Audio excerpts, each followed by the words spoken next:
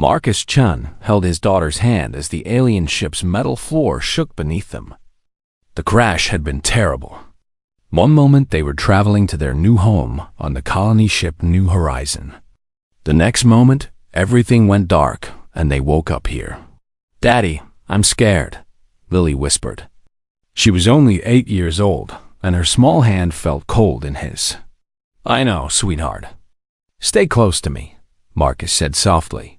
He looked around the large metal room where they were trapped with 50 other human survivors. The walls were covered in strange symbols that glowed with blue light. The aliens who captured them were called Velthari. They stood almost 8 feet tall with gray skin and 4 arms. Their eyes were black and cold. They wore armor that looked like it was made from some kind of bone. Marcus had been an engineer on the colony ship, but nothing had prepared him for this. The alien guards spoke to each other in clicking sounds. Marcus could not understand their language, but he knew they were not friendly.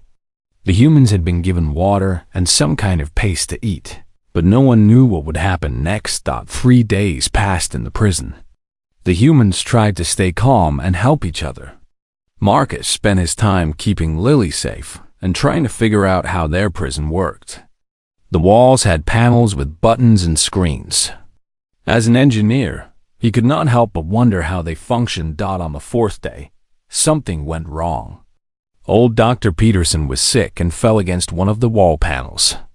Sparks flew and alarms started ringing.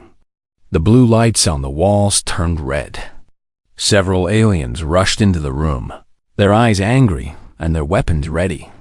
The largest alien, wearing more decorative armor, pointed at the broken panel and shouted in their clicking language. His voice was full of rage. Other aliens examined the damage and spoke quickly to each other. Then, a different alien entered. This one wore a long robe and had symbols painted on its gray skin. It looked at the humans with disgust and spoke to the armored leader. Marcus did not understand the words, but he could tell this was not good news. The robed alien held up a strange device, and suddenly Marcus could understand what it was saying. The device was translating their language. "The sacred machine is damaged," the alien said in a cold voice. "This is a great crime against our ancestors. Someone must pay for this with pain." The armored alien leader nodded. "The law is clear. One must face the trials of atonement. 3 trials to wash away this shame with blood." Marcus felt his heart sink. He looked at the other humans. Everyone was scared. Children were crying. The elderly looked weak and tired. The robed alien walked among the humans, looking at each person carefully. It stopped in front of several people, examining them like they were animals. Finally, it pointed at someone. "This one will face the trials," it said. Marcus felt the world stop. The alien was pointing at Lily. "No," Marcus whispered. Then louder, "No, she's just a child." The aliens looked at him with curiosity. The robed one spoke again. "Age means nothing. The law demands payment." This one was chosen by the sacred bones. Lily started to cry. She pressed against Marcus's side, trembling with fear. Marcus looked at his daughter's tear-filled eyes and made his decision. "Wait," he said, stepping forward. The alien guards raised their weapons, but he held up his hands. "I want to take her place." The aliens looked confused.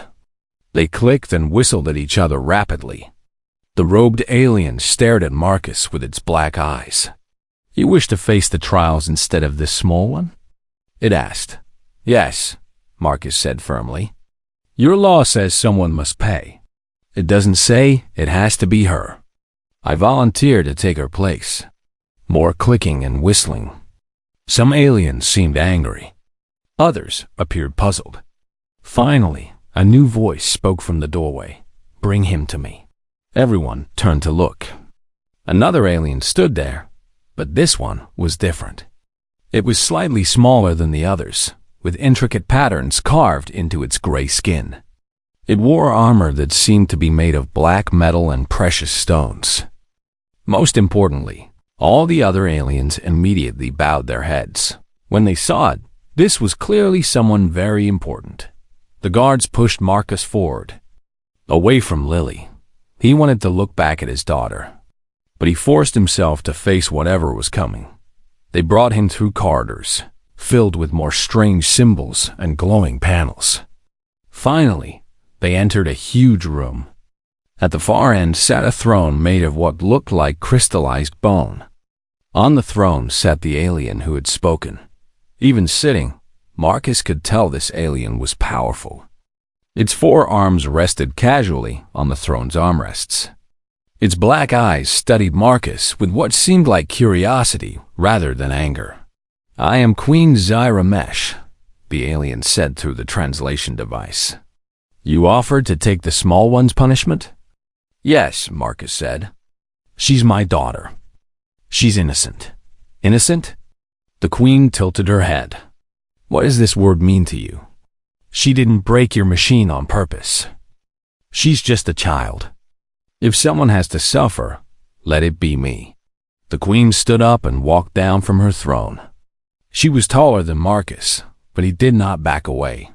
She circled him slowly, looking at him from all angles. "In our culture," she said, "each person stands alone. We do not take punishment for others. We do not show weakness by protecting those who cannot protect themselves." "Why do you do this?" Marcus thought about his wife Sarah, who had died in an accident 2 years ago. He thought about the promise he made to her to always protect Lily. He thought about all the nights he had stayed up when Lily was sick. All the times he had worked extra hours to buy her things she needed. "Because I love her," he said simply. "Because she's my daughter, and protecting her is more important than my own safety."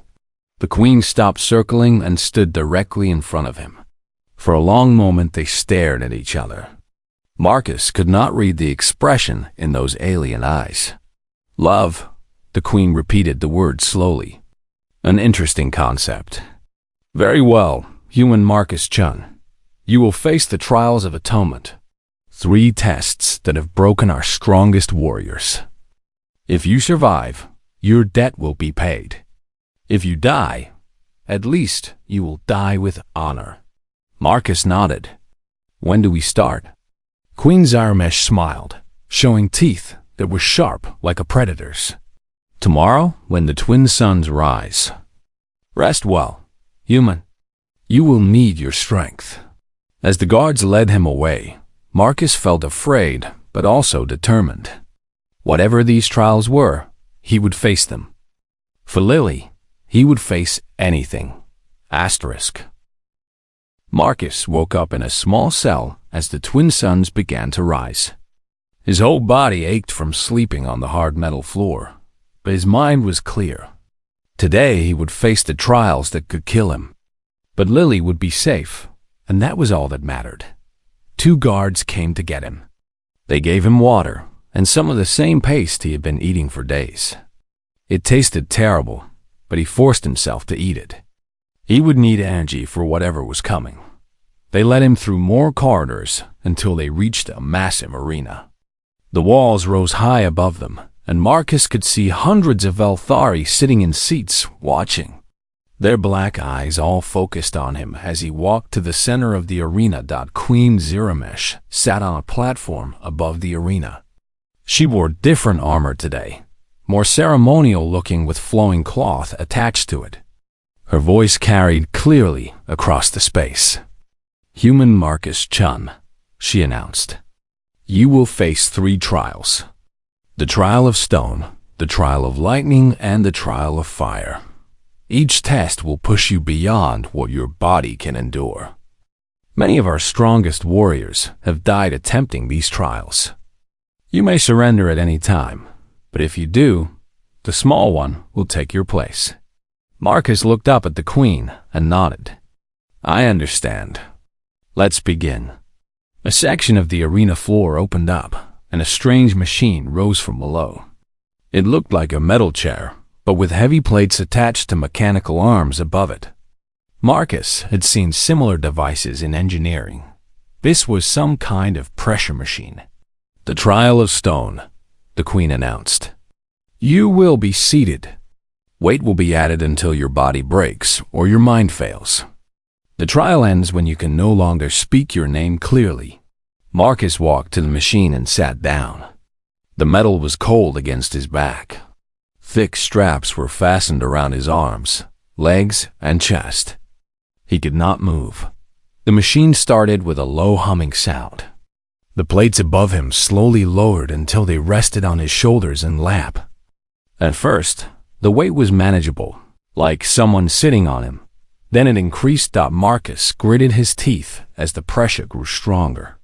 It felt like someone was pushing down on him with tremendous force. His bones began to ache.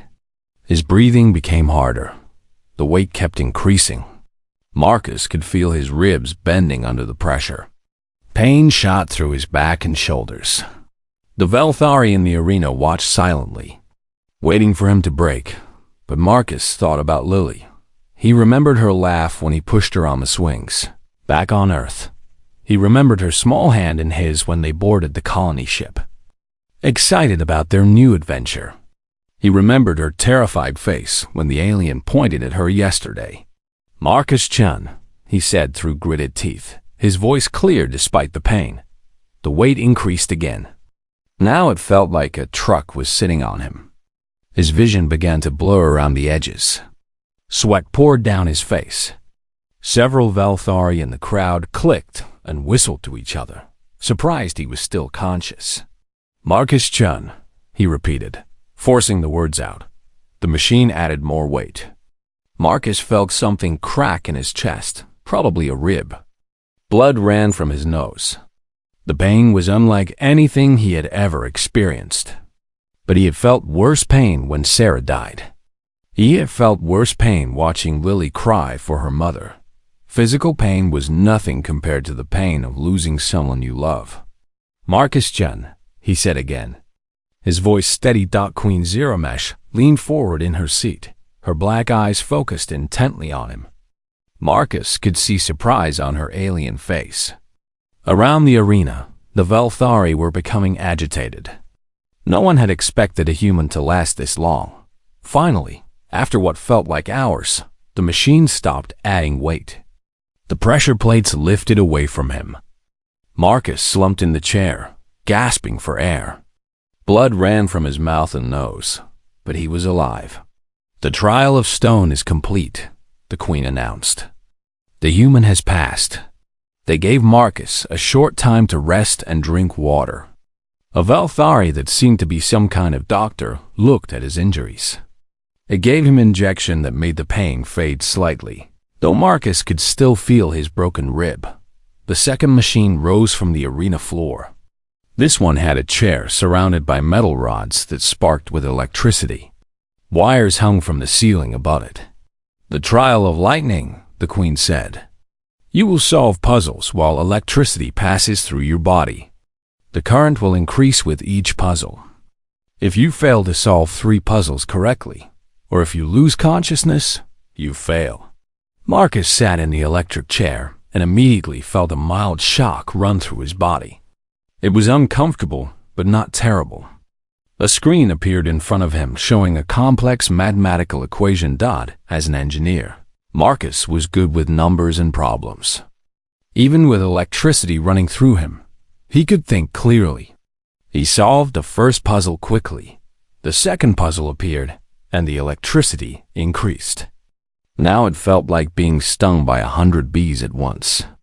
Marcus's muscles twitched involuntarily, but his mind stayed focused. He solved the second puzzle. The third puzzle was harder, and the electricity was now causing serious pain. Marcus's whole body shook with each shock. His fingers barely worked to input the answer. But he remembered teaching Lily math homework at their kitchen table. He remembered her proud smile when she got a difficult problem right. He solved the third puzzle. The electricity increased again with the fourth puzzle. Marcus bit through his tongue to stop himself from screaming. His vision flashed white with each shock. But the puzzle was about engineering principles, something he knew well. Even through the pain, he found the answer out by the seventh puzzle. Marcus could barely see the screen. The electricity was so strong that his muscles were cramping painfully. Smoke rose from where the wires touched his skin. The smell of burning flesh filled the air, but he kept solving puzzles. Each time he thought about giving up, he thought about Lily, about her future, about the promise he made to Sarah to keep their daughter safe. After 10 puzzles, the electricity stopped. Marcus fell forward in the chair, his whole body shaking. Burns covered his arms and chest. But he had passed the second trial. Remarkable, Queen Zyramesh said quietly, though her voice still carried across the arena. The human continues. The final machine was different. The floor of the arena opened to reveal a pit filled with sand. From tunnels around the edges came 3 creatures that looked like a cross between a lion and a lizard. They had 6 legs, sharp claws, and teeth designed for tearing flesh. The trial of fire, the queen announced. Our war beasts. You must survive for the time it takes our twin suns to move one hand's width across the sky. You may use anything you find in the pit as a weapon. Marcus looked around the sandy pit. There were a few broken pieces of metal, some rocks, and what looked like old bones from previous trials. He was injured, exhausted, and facing 3 predators designed to kill. But as the beast circled him, Marcus smiled. This trial was different from the others. This one required not just endurance, but intelligence and strategy. This was something a human engineer could handle. The first beast charged at him. Marcus rolled to the side and grabbed a sharp piece of metal. As the creature turned to face him again, Marcus threw sand in its eyes and struck at its throat. The battle was brutal and desperate. Marcus used his intelligence to turn the beasts against each other. He used the environment to his advantage, climbing on rocks and using the pit's walls to avoid attacks. When the trial time ended, Marcus stood alone in the pit, covered in blood, holding a makeshift spear. All 3 war beasts lay dead around him. The arena was completely silent. No Valthari made a sound. Even Queen Zyramesh stared at him with an expression he could not read. Finally, she stood up from her throne. Marcus Chun, she said, her voice carrying a strange tone. You have completed the trials of atonement. You have done what no one has done in over a century. You have earned something that was not intended. Marcus looked up at her, confused and exhausted. By our oldest laws, the queen continued, one who survives all 3 trials earns the right to challenge from my hand in marriage. You are now my bonded champion. Marcus felt his heart sink as he realized what this meant. He had saved Lily from the trials, but now he might never see her again. Marcus sat in a room that was much nicer than his prison cell, but he still felt like a prisoner. The walls were covered with alien art, and the furniture was made from some kind of polished stone. Through a large window, he could see the alien city stretching out below, with buildings that curved and twisted in ways that hurt his eyes. It had been 3 days since the trials. His injuries were healing thanks to alien medicine, but his heart was heavy with worry. He had not seen Lily since that first day. Guards told him she was safe with the other humans, but he needed to see her with his own eyes. The door opened and Queen Zyramesh entered. She moved differently now, more carefully, like she was studying everything around her. Her black eyes never left Marcus's face. You look troubled, my champion, she said, sitting in a chair across from him. I want to see my daughter, Marcus said directly. I did what you asked. I passed your trials. Now I need to know she's safe. The queen tilted her head. A gesture Marcus was learning meant she was curious about something. You think of her constantly.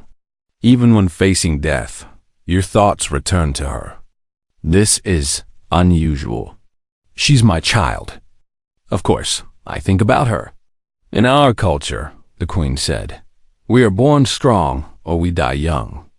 Parents provide genetic material and basic training, but emotional attachment is seen as weakness. Your behavior in the trials makes no sense to us. Marcus looked at her carefully. What exactly does being your bonded champion mean? Queen Ziramesh stood up and walked to the window. It means you are to be my mate, my equal in ruling this world. Your strength in the trials has proven you are worthy. I didn't do it to prove anything. I did it to save my daughter. Yes, the Queen said, turning back to him. That is what fascinates me. You gained incredible honor not by seeking it, but by trying to protect someone weaker than yourself. This concept is alien to us. There was a knock at the door. A guard entered and spoke to the Queen in their clicking language. Her expression grew serious. It seems my council wishes to speak with both of us, she said. They are not pleased with my choice of champion. They walked through corridors decorated with statues of fierce-looking Velthari warriors. Marcus noticed that the guards they passed looked at him with a mixture of respect and disgust. He had earned their respect in the trials, but they clearly did not like him being chosen as the Queen's mate. The council chamber was a large circular room with a high ceiling. 12 Velthari sat around a curved table, all wearing elaborate armor and carrying weapons. At their head sat the largest Velthari Marcus had seen yet, with scars covering his gray skin and armor that looked like it had seen many battles. General Krexther, Queen Ziramesh said as they entered. You requested this meeting. The scarred general stood up, his forearms crossed over his broad chest. My Queen, this human's presence among us is an insult to our ancestors and our traditions. He completed the trials fairly, the Queen replied, her voice cold. The trials were meant for Velthari warriors, not soft aliens. Look at him. General Krexther pointed at Marcus with disgust. He is weak, small, and inferior in every way. How can such a creature be worthy to rule beside you? Marcus felt anger rising in his chest, but he kept quiet. He was learning that speaking out of turn in alien politics could be dangerous. His size means nothing, the Queen said. He survived what killed our strongest warriors. He showed courage that impressed even our war beasts. He showed stubbornness, nothing more, another council member said. And now he has corrupted you with his alien thinking. You speak of protecting the weak as if it were honorable instead of shameful. Queen Ziramesh's flashed dangerously. You question my judgment? We question your wisdom in bonding with this creature, General Krexther said. Cancel this bonding. Execute the human and choose a proper mate from among our own people. The room fell silent. Marcus could feel the tension like electricity in the air. He realized he was witnessing something that could start a war. No, the Queen said simply. Marcus Chun will remain my bonded champion. This discussion is finished. General Krexther's scarred face grew darker. As you wish, my Queen, but remember that loyalty has its limits. After the council meeting, Marcus walked with the Queen through a garden filled with strange alien plants. The flowers glowed with their own light, and the trees had silver leaves that chimed softly in the wind. Your general doesn't like me, Marcus said. Krexther has served my family for many years. He believes he should have been chosen as my mate. Your presence threatens his position and his pride. Can I see my daughter now? Marcus asked. Please. I need to know she's truly safe. The Queen stopped walking and looked at him. Why is this small human so important to you? Explain it in a way I can understand. Marcus thought for a moment. When she was born, I held her in my arms, and I knew that my life was no longer about me. Everything I do, every choice I make, is about making sure she has a good life. When I look at her, I see the future. I see hope. I see all the love her mother and I put into the world. Love, the Queen repeated. You use this word often. What does it mean? It means caring more about someone else than you care about yourself. It means being willing to sacrifice anything to protect them. It means that their happiness is more important than your own. Queen Ziramesh was quiet for a long time. Then she said, "Come, I will take you to see your daughter." They walked to another part of the palace where the human prisoners were being kept. Unlike the metal cells from before, this area looked more comfortable, with real beds and proper food. When they entered the common area, Marcus saw Lily sitting at a table with Dr. Peterson. She was drawing pictures with some kind of alien art supplies. When she saw him, she jumped up and ran into his arms. "Daddy!" she cried, hugging him tightly. "I was so scared. They said you were hurt." Marcus held his daughter close, feeling tears in his eyes. "I'm okay, sweetheart. I'm okay. The alien queen came to visit us," Lily whispered. "She asked me lots of questions about you. She wanted to know why you saved me." Marcus looked over at Queen Ziramesh, who was watching them with intense curiosity. "What did you tell her?" "I told her that you're the best daddy in the universe and that you always keep your promises," Lily said proudly. Over the next several days, Marcus was allowed to visit Lily regularly. The queen often came with him, observing their interactions with the same fascination she might show for a new scientific discovery. Marcus read Lily's stories and helped her with her studies. He played simple games with her and listened to her talk about the other human children she had made friends with. Normal father and daughter activities. But Queen Ziramesh watched everything like she was, studying an alien species. "She trusts you completely," the queen said one day as they walked back from a visit. "Children should be able to trust their parents." Marcus replied, "But you are stronger than her. You could take whatever you wanted from her. Why do you instead give her things and protect her?" Marcus stopped walking. "Because that's what love is. It's not about being stronger. It's about using your strength to help others grow and be happy. In our culture, the strong rule and the weak serve. It has always been this way. Maybe your culture could learn something from humans," Marcus said carefully. That evening, alarms began ringing throughout the palace. Guards ran through the corridors, their weapons ready. Marcus was locked in his room, while soldiers took defensive positions. Through his window, he could see fires burning in parts of the city. Explosions lit up the night sky. Whatever was happening, it looked serious. Queen Ziramesh came to his room near dawn, her armor damaged and blood on her gray skin. "General Krexther has declared rebellion," she said tiredly. "He claims I am unfit to rule because I have been corrupted by human weakness. Half the military has joined him. What does this mean?" Marcus asked, though he feared he already knew. "It means civil war. And it means he will try to kill both you and your daughter to prove his point about human inferiority." The queen looked at him with something that might have been fear.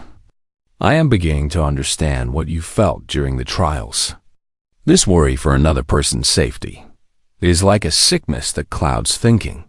Marcus realized that Queen Ziramesh was experiencing concern for someone else for the first time in her life.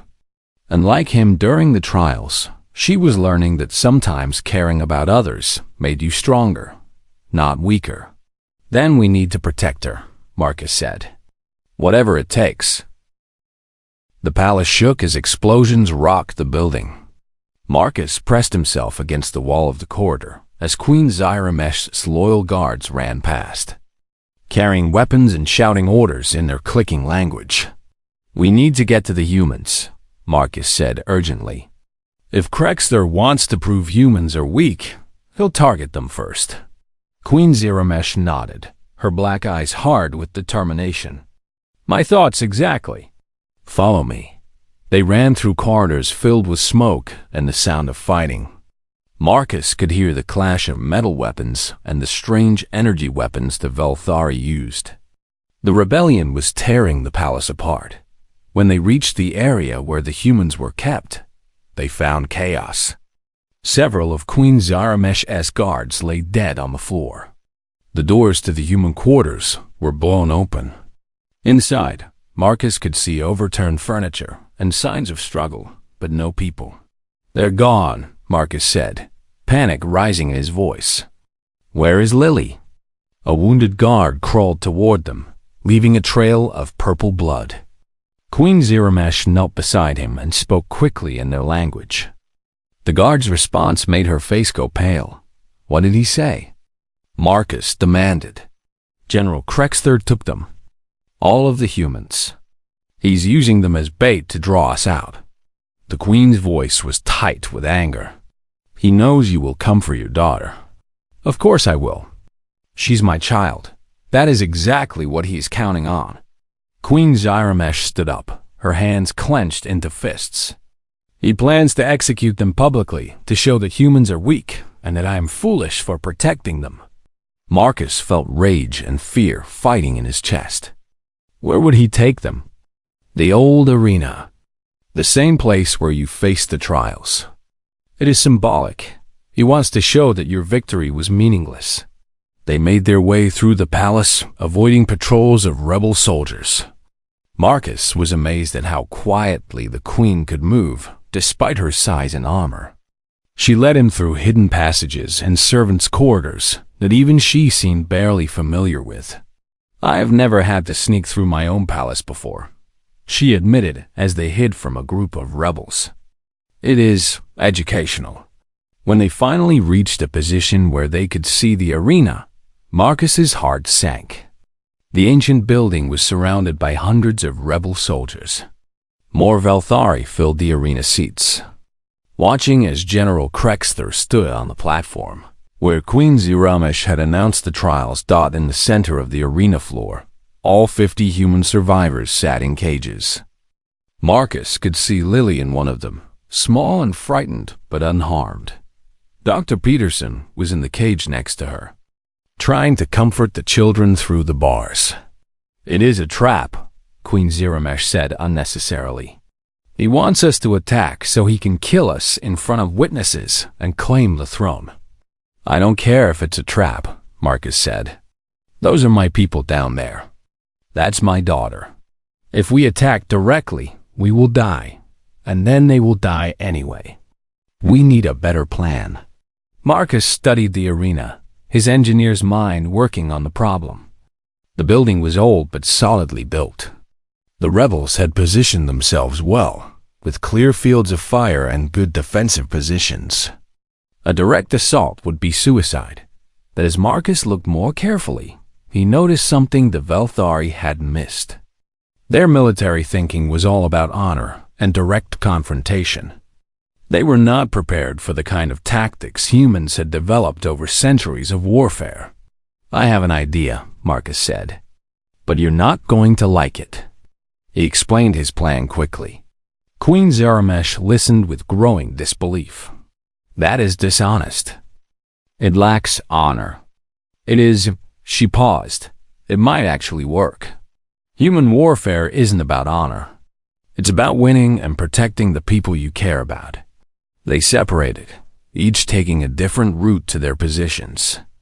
Marcus made his way to the arena's lower levels, where the machinery that operated the fighting pit was located. As an engineer, it took him only minutes to figure out how the systems worked out at the agreed time. Marcus began sabotaging the arena's power systems. He caused the electrical failures that plunged sections of the building into darkness. He triggered the mechanisms that released the war beasts, sending them running loose among the rebel positions.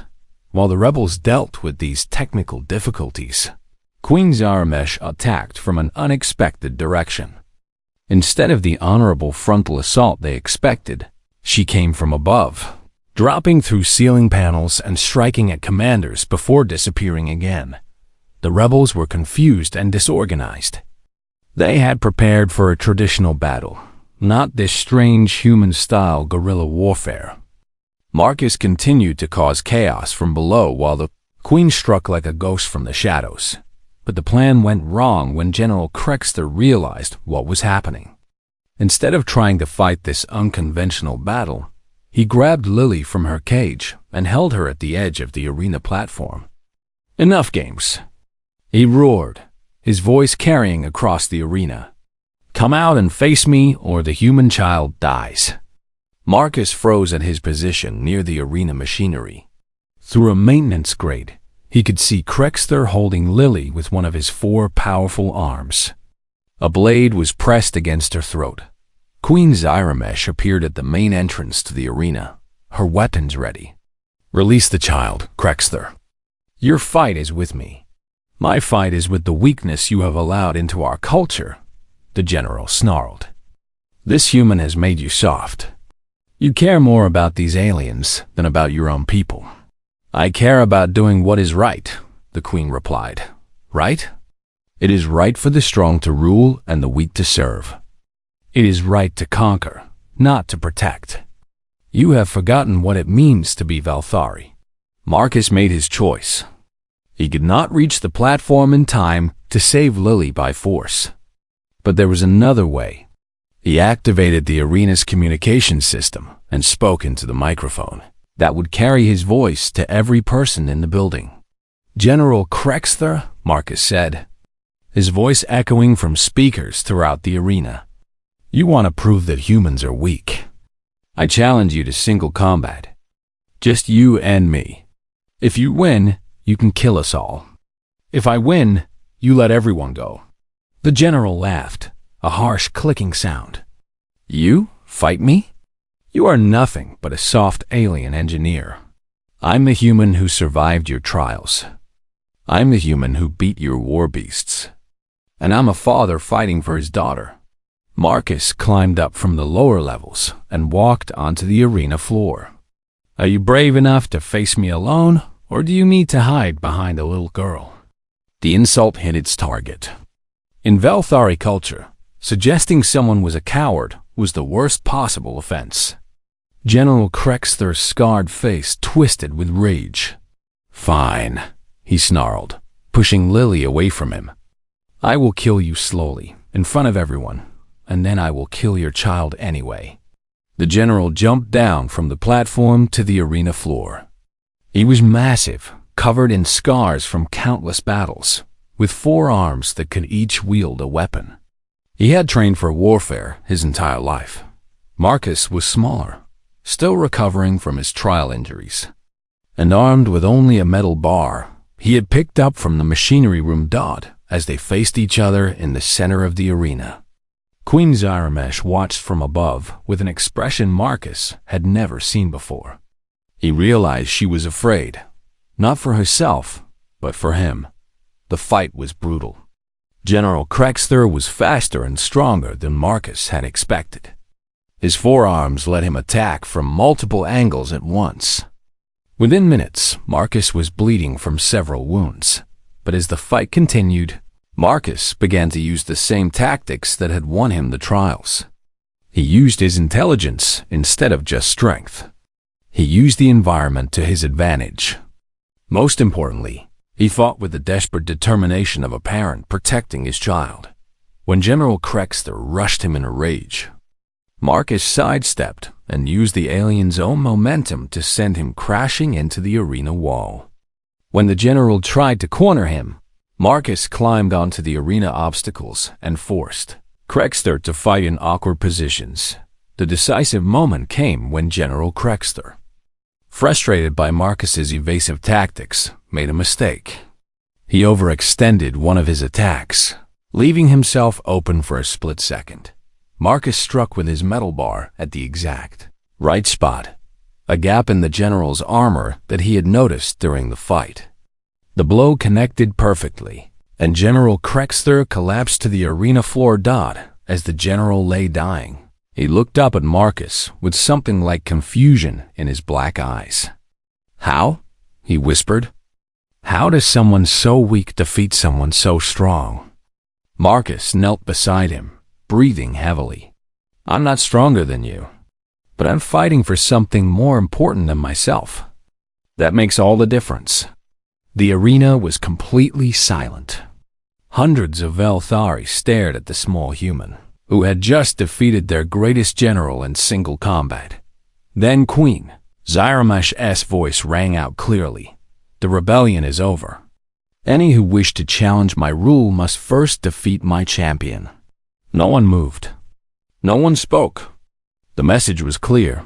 If Marcus could defeat General Krexter, no one else wanted to face him. As Marcus ran to embrace Lily, he heard the Queen speaking to her people about strength and protection, about caring for others instead of just dominating them. He realized that the real battle had not been between him and the general. It had been between two different ideas of what it meant to be strong.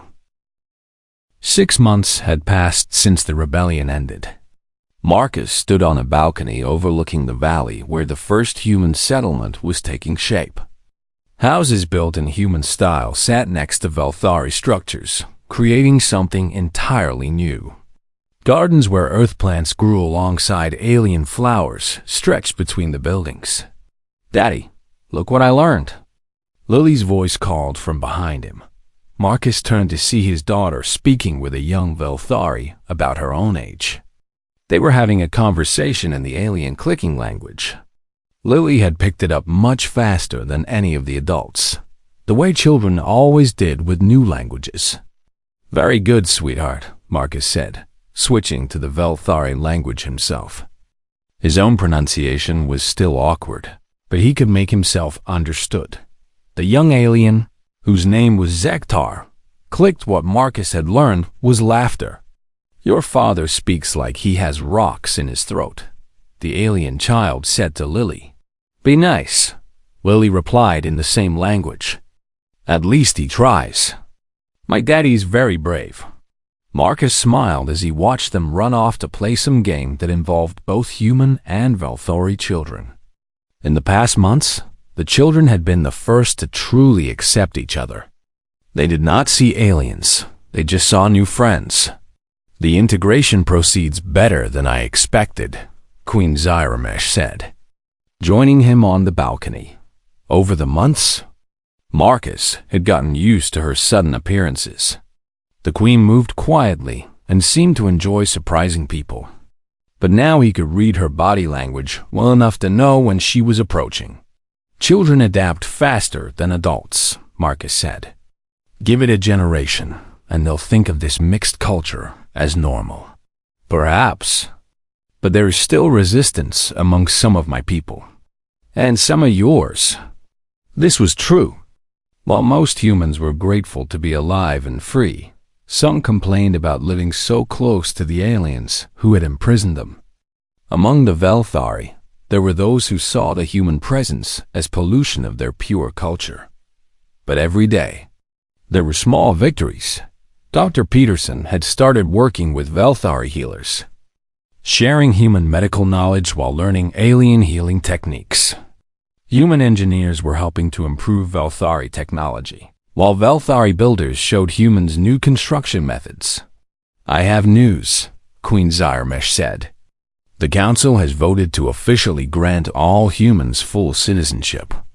You are no longer refugees or prisoners. This is your home now, with all the rights that brings." Marcus felt relief wash over him. "Thank you. That means everything to us." The Council also voted on another matter. The Queen's tone became more formal. "They have asked me to choose a permanent co-ruler, someone to help guide this new mixed society we are creating." Marcus felt his stomach tighten. Over the months, he and Queen Zyramesh had worked closely together on the integration project. They had become friends, and he respected her intelligence and fairness. But the idea of marriage to an alien still felt strange and overwhelming. "The Council believes," the Queen continued, "that such a ruler should understand both cultures. Someone who has proven their strength and wisdom. Someone the people trust. What do you believe?" Marcus asked. Queen Zyramesh was quiet for a long moment, looking out over the mixed settlement. "I believe that 6 months ago, I thought strength meant standing alone and caring only for yourself. Now I have learned that true strength comes from caring for others." You taught me that. She turned to face him directly. I am not the same person who watched you in the trials. You have changed me, Marcus-chan. You have changed our entire culture. And I find that I care about you, not as a claim prize or a political alliance, but as an equal, as a friend, as someone I want to face the future beside. Marcus looked at this alien queen who had become so important to his life. She was no longer the cold, predatory figure from the arena. The queen had learned to laugh at Lily's jokes, to comfort crying human children, to work alongside others instead of just commanding them. What about Lily? Marcus asked. I won't abandon my daughter or let anyone hurt her. Lily would become my daughter too. In Velthari culture, when two people bond, their families become one. I would protect her with my life, just as you do. And the humans would truly be free? Equal citizens, not subjects? Equal citizens, the queen confirmed. With representation in the council, the right to their own laws and customs, and full protection under our justice system. Marcus thought about his wife Sarah and what she would have wanted. She had always believed in building bridges between different people and finding common ground even when things seemed impossible. She would have wanted him to be happy, and she would have wanted Lily to grow up in a world where differences were celebrated instead of feared. I need to ask Lily what she thinks, Marcus said finally. That evening, Marcus sat with his daughter in their quarters. Through the window, they could see the mixed city coming to life as the twin suns set. Valerian humans moved through the streets together, still awkward but trying to understand each other. Lily, Marcus said carefully, how would you feel if Queen Zarmesh became part of our family? Lily looked up from the alien puzzle she was working on. You mean if you married her? Sometimes Marcus forgot how smart his daughter was. Yes. How would you feel about that? Would she really become my mom? Lily asked. A second mom. Your birth mother will always be special and irreplaceable. But yes, Zyramesh would become your mom too. Lily thought about this seriously. She's been nice to me.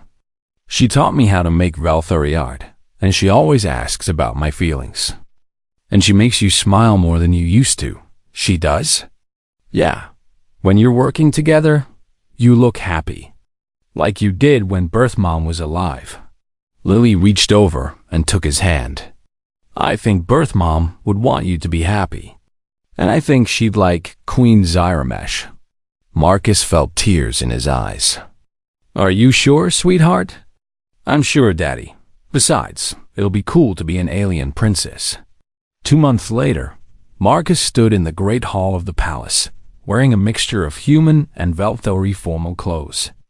The ceremony was unlike anything either culture had seen before, a blend of traditions that created something entirely new. Representatives from both species filled the hall. Dr. Peterson served as Marcus's best man, while General Tessera, one of the Queen's most trusted advisors, stood for her. Lily, wearing a dress that sparkled with alien jewels, carried the rings that would symbolize the union. Queen Zyramesh looked magnificent in ceremonial armor, decorated with both Velthari warrior symbols and human designs that represented family and love. When she spoke her vows, she did so in both languages. I promise to stand beside you as an equal, she said in her clicking language, then repeated it in English. To protect what you protect, to love what you love, and to build a future where all beings can find their strength in caring for others. When Marcus spoke his vows, he thought about everything that had brought them to this moment. I promise to share my strength with you, to learn from your wisdom, and to face whatever comes with you beside me. Together, we are stronger than either of us could be alone. As they exchanged rings, Marcus realized this was more than a marriage. It was a symbol of what their two species could accomplish together. The humans brought their capacity for love and sacrifice. The Valthari brought their strength and honor. Combined, they created something new and better. The celebration afterward was unlike anything either culture had ever seen. Human musicians played alongside Valthari drummers. Children from both species danced together to music that blended Earth melodies with alien rhythms. Later that night, as the celebration continued below, Marcus and Queen Zyramesh stood on the same balcony where they had talked months before. Lily was asleep in her new room, exhausted from dancing and eating too much celebration cake. "Do you regret it?" Zyramesh asked. "Binding yourself to an alien queen and her strange culture." Marcus took her hand, smaller than his despite her greater height, with gray skin and an extra joint in each finger. Completely alien, but somehow perfectly right. "No regrets," he said. "I came to this world trying to protect my daughter. Instead, I found a new family, a new home, and a new understanding of what it means to be strong. And I learned that true royalty is not about ruling others," Zyramesh replied. "It is about serving them, about using power to protect and nurture instead of to dominate." In the distance, they could see the lights of the growing settlement. Human and Valthari families were building homes side by side. Children who would grow up bilingual and bicultural were sleeping peacefully, dreaming of futures where the differences between species would seem natural and wonderful. "What do you think our children will be like?" Zyramesh asked quietly. Marcus smiled. "I think they'll be the first generation to truly belong to both worlds. They'll be strong like Valthari but caring like humans. They'll be the bridge that makes this all permanent." 5 years later, Marcus stood in that same spot, watching as their twin sons played in the garden below with Lily and a dozen other children of both species. The boys had gray skin like their mother, but human features like their father. They switched between languages without thinking and moved between cultures like they belonged to both. Lily, now 13, was teaching a group of younger children how to solve engineering problems using both human and Valthari mathematics.